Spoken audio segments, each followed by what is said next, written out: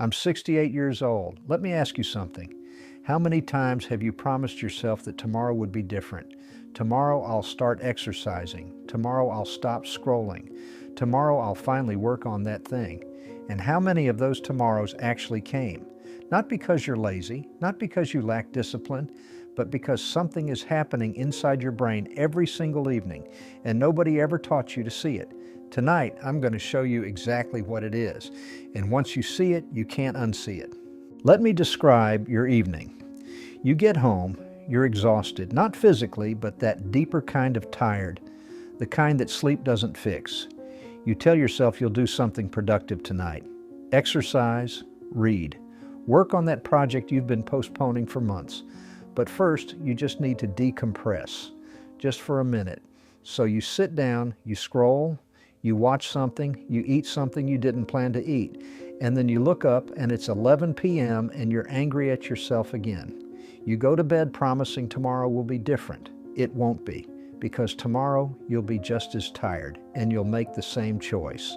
And the next day, and the next, not because you're lazy, not because you lack discipline, but because something else is happening, something you haven't been taught to see. I'm 68 years old. I wasted decades in this exact loop before I understood what was actually going on. And tonight, I'm going to show you. Here's what nobody tells you about change. You are not one person. You are two. There's a part of you that plans, that sets goals, that knows exactly who you want to become. This part is wise. It thinks long term. It can see next month, next year, the next decade. And then there's another part, the part that actually makes decisions in the moment. This part doesn't care about next year. It doesn't even understand next year. It only knows right now, and right now the couch feels better than the gym. Right now scrolling feels easier than creating. Most people think change is about willpower, forcing the second part to obey the first. It's not. Willpower is a limited resource. Use it all day at work and you have none left by evening. This is why you can be disciplined at 8 a.m. and completely derailed by 8 p.m. You didn't become a different person, you just ran out of fuel. Here's the real mechanism. Your brain is constantly trying to conserve energy. Every decision costs something, so your brain automates as much as possible. It builds paths, shortcuts, routines that require no thought. These paths are your habits, and they are far more powerful than your intentions. Your intention says, tonight I'll work out.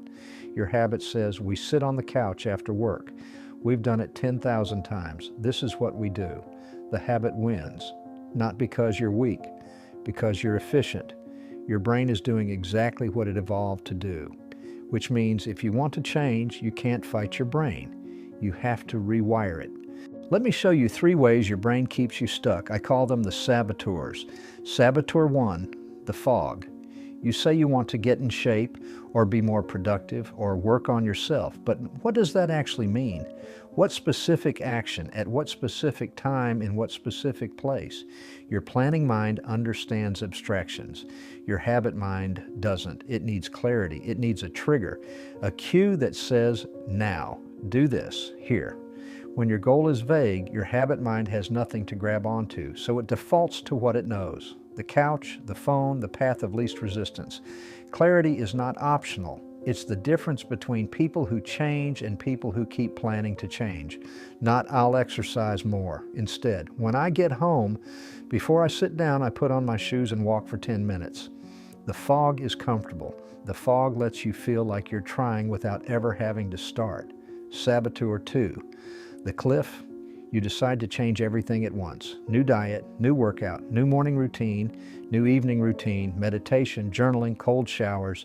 Day 1 feels amazing. Day 3 feels hard. Day 7, you've abandoned everything and you're back where you started, except now you also feel like a failure. Here's what I've learned in 68 years. Big changes almost never stick. Small changes almost always do. Your brain doesn't resist it small. Small feels safe. Small doesn't trigger the part of you that's afraid of effort, afraid of failure, afraid of becoming someone unfamiliar. 1 push-up is small, 1 page is small, 1 minute of silence is small. Your ego will say that's not enough. Your ego is wrong, because 1 becomes 2, 2 becomes 5, 5 becomes a path, and paths become highways. The cliff kills change, the inch sustains it. Saboteur 3, the judge. You miss a day, maybe 2, and immediately you start the trial. I have no discipline. I always do this. What's wrong with me? Nothing's wrong with you. You are a human being with a brain that resists change because change historically meant danger.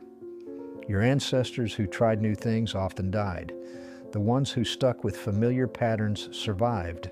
You are the product of thousands of generations of people who played it safe, and now you're trying to override that programming in a week. Of course, you slip. Everyone slips. The question is not whether you'll fall. The question is whether you'll let the judge convince you that falling means you should stop trying. Most people don't fail because they can't change. They fail because they quit after the first stumble. They interpret the stumble as evidence that they're not capable, when really it's just evidence that they're human. The people who change, they fall the same number of times. They just get up one more time than they fall. If you're recognizing yourself in these patterns, subscribe. I share insights like this every week, the kind most people won't tell you. Now let me tell you what happens if you don't understand this. Nothing dramatic. That's the danger. You won't have a crisis. You won't hit rock bottom. You'll just stay the same. 1 year, 5 years, 10 years. The gap between who you are and who you want to be will remain exactly where it is. You'll think about it sometimes. You'll feel that quiet frustration, and then you'll numb it with the same distractions you've always used. I've watched this happen to people I love. Smart people, capable people, people who genuinely wanted to change. They didn't fail spectacularly. They failed slowly, invisibly, one postponed evening at a time. And then one day, they're my age, and they realize that someday never came. Not because they didn't have time, because they never built the paths. Here's what haunts me, not the mistakes I made, those I can live with. What haunts me is the person I could have become if I had started earlier. The books I would have written, the skills I would have built. The version of myself that exists only in parallel universes where I didn't spend decades waiting for motivation that was never coming. You are building your future self right now, every evening, every choice. The question is, which version are you building? So what do you actually do? You start tonight, not with a revolution, with a ritual. Here's what I want you to do, and I mean literally tonight. Choose one small action. Something so simple your brain can't resist it. 5 minutes of reading, 10 push-ups, 1 paragraph in a journal. Now attach it to something you already do. After I brush my teeth, I read 1 page. After I get home, I put on my walking shoes. After I sit down for dinner, I write 1 sentence about my day. This is the trigger. This is how you speak the language your habit mind understands. Don't track your success. Track your repetition. The goal isn't to be perfect. The goal is to show up, even badly, even tired, even for 2 minutes, because every time you show up, you're laying a brick in a new path, and one day, you won't know exactly when, that path will become easier to walk than the old one. Play this video again tomorrow night and the night after, not because you need the information twice, but because repetition is how your brain learns that this matters. Every time you press play, you're voting for the person you want to become. You're signaling to yourself that change is worth your attention. Eventually, you won't need the video. The path will be built. But until then, show up, one evening at a time. I'm 68 years old. If I could go back and tell my 30-year-old self one thing, it would be this: stop waiting to feel ready. You never will. Stop waiting for the perfect moment. It doesn't exist. Stop waiting for motivation. Motivation comes after action, not before. Just start. Start small. Start badly. Start anyway. Because the person you want to become, they're not waiting for you in some distant future. They're being built or not by what you do tonight and tomorrow night. And the night after that, 1 inch at a time, 1 evening at a time, 1 choice at a time. That's how people become unrecognizable. Not through willpower, through repetition, not through revolution, through ritual. Play this again tomorrow. I'll be here.